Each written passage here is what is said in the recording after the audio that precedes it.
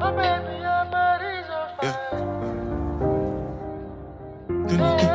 Time for nothing, anything.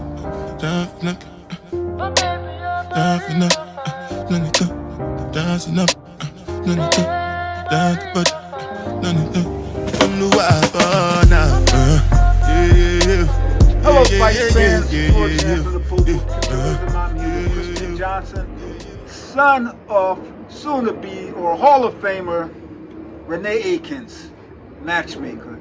Christian's been around since, oh my God, since he was a little guy. Now he's a heavyweight, but he came into the sport of boxing when he was much less than a strawweight. Yeah. So, what's good up, Christian? Good to be here. It's cool seeing this, finally being a part of it. My mom gets to do it. Yes. I've been around for a while, seeing her do it, so it's cool. Talk to me, man. I first saw you as a little guy at the fights. How has it been in your journey, being the son of a matchmaker? You're always at the fights. You meet the fighters. A couple of times I saw you hop up in the ring with the ring card girls. Right.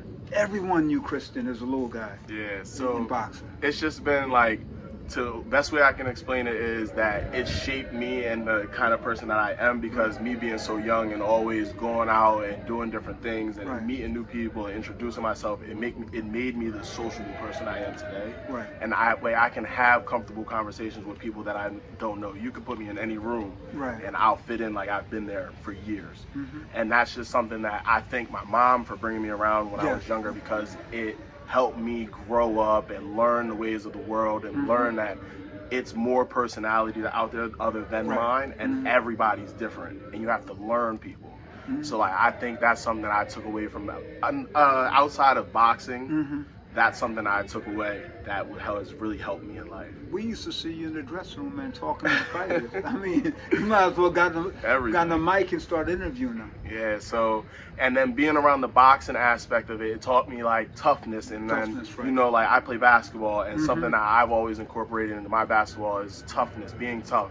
When you get knocked down, get back up, Mhm. always fight. Like my mom said, like if you have a dream, shoot for it. She's always taught me to fight, keep fighting, fight for what you believe in is right, fight for what you want. If you want it, go get it. And that's what it's always taught me, to always be a go-getter. Tell people some of the interesting things you've done over the years, man, from high school to college and all these other things you're involved in. So the first extraordinary thing that I did probably would be my sophomore year of high school. I transferred to school in Philadelphia Yes. to play basketball, to get Yes. my name out there, get better opportunities. And that went the way my mom expected. It went well, everything happened good. My senior year, I committed to Georgine Core University, played Division II basketball for 2 years. And then after my dad passed away, I felt like things needed to change. I had to put myself in a better position, and I took my playing style to Northampton Community College. I played there for a year. We went 30-5, played in the national tournament, and we came fourth in the nation. So, and that was probably one of the best experiences I've had when it comes to basketball, and just me doing things outside of my life. Like, I enjoy time with my mom, I enjoy time with my girlfriend. So it's like doing things that I feel is important to me outside of friends and family. That's something that is very big and high on my list. And just talking to our mutual friend Terrence Sakim, I hear you're breaking into the acting community here. Definitely. So that is a new step that I've step. started taking in life, and everything's been going good so far. I mean, got a couple scripts, learned the script. My Right. girlfriend will help me record the video. Okay. Send it over to Terrence. Tell Terrence to tell me if he likes it or not. If he likes it, he keeps it and sends it out. If he doesn't, we re-record, and that's it. But I think that if I do continue staying consistent with it, working on my game, working on staying in character and stuff like that, I think I can be very successful with it. It's no question in my mind. You're going to be on a big movie or shows. I mean, you're going to be a great actor. No question. I mean, you talk about boxing, your mom taking you around since you were small to all these boxing shows. That was just preparation for your acting career. Yeah, That's you what you're can meant say to that, do. yeah. I mean, I know. Trust me on this. About 5 years from now, or 2 years, or 10 years, or whatever, somebody's going to be like, my God, let me go back to that interview with Kristen. Right.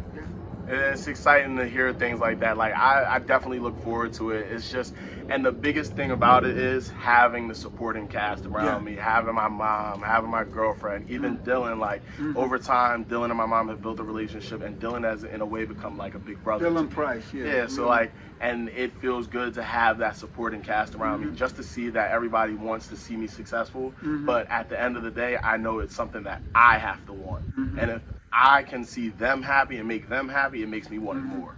Now, who's your favorite actor? Sidney Poitier is mine. You can tell me I wasn't going to be another Sidney Poitier. I don't. Not. I've never really been asked that question. Like I don't really Who's your favorite? have Do you a favorite. study them? No, I haven't. Like since I started acting, I haven't really like studied actors per se, but I've started watching movies more in depth. So like I start to pay attention to certain stuff. Like there'll be like me and my girlfriend will be watching a movie, and I'll see like, you see how like bad that acting was? Like it didn't seem real. Like stuff like that. So I'm starting to pay more attention to the movies and how they're shot and stuff like that, rather than just paying attention to one specific actor. But I would highly recommend. I'm a historian and I love the old school. Study Sidney. Okay. Sidney Poitier, Denzel Washington is just such a great That's actor. another great actor. And Denzel said this. He said, without Sidney, there's no Denzel Washington. I love old movies. I don't watch. Very rarely do I watch any of the new movies. I love the old movies, even going back to the 20s, 30s, 40s, 50s. I just like the storylines. Yeah, definitely. That's cool. I like that. So like I'm not really into like older movies, but like every now and then I'll watch an older movie just to watch something. Yeah. And the stories sometimes I feel sometimes are a lot better than a lot of the newer stuff because it seems like they're starting to run out of ideas. So it's just that movies are being made that lack creativity. You get my point? Definitely. And a lot in the old days, the actors really carried it. It's just like Sidney Poitier, Guess Who's Coming to Dinner? That movie was shot on 2 scenes, a living room and a kitchen. Right. I mean, it was like 2 sets, the entire movie. Wow. Which is amazing. That just showed that the acting carried the movie. Right. Instead of stunts and all this stuff. Yeah. But I'm looking forward to your career, man, as an Thank you. I really appreciate it. It's good to be here. Good to hear that. What's the greatest lesson you learned from your mom? Greatest lesson I've learned from my mom. It's been a lot. A lot. I guess I would have to go back to, if you believe it's right, fight for it. Okay. And if you want it, go get it. Like, it's my mom. One thing, and it may sound crazy because she's never said it to anybody outside of me or her, but like, she's always said to me, if you're gonna do something, be the best at it. If you're gonna be a bum, be the best bum. If you're gonna be a chef, be the best chef. If you're gonna be a husband or a boyfriend, be the best husband, boyfriend that you can be. Don't do it if you're not gonna be the best at it. And I think that's something that I thank my mom for instilling in me and making sure that I knew when I got older that if you want it, you're gonna have to put that work in. Okay, that's good. Now let me ask this question. Who's your favorite fighter? And I know he's going to be watching. You better say Zab Judah. You know I'm going to say Zab. Why wouldn't I? You know I'm going to say Zab. Your cousin Zab Judah. Great one, man. Great fighter. Great fighter. I love him. I remember all the shows when I was younger, flying, when me and my dad had to fly from New York to Las Vegas to go see him. I remember all of them. But you know, it's amazing. I said this to your mom. This guy must be a vampire. He's not aging. Yeah, Zab is different. Zab, but he's always been different. He's always been different. But I love him. Shout out to Zab Judah, Super Judah. Yeah. Last and favorite question. What do you want to say to all the young people who are watching who have a dream?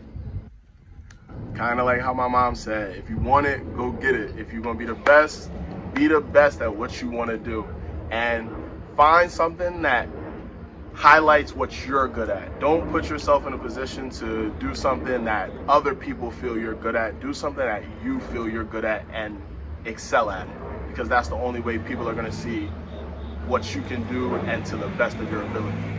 Well, there you have it, folks. Thank you. Kristen, thank you, man. People gonna go back and watch this 10, 20 years from now. So we have a couple Oscars. Oh, I answered the first one interview. I'll be in Jamaica, sitting on the farm, planting some weed, Sounds good. curing glaucoma. Thank you, man. I just go where the trading blows, sending love to my friends and foes, and I suppose I'm pleased to be chilling in the West Indies. To provide all my wants and needs, I got the sunshine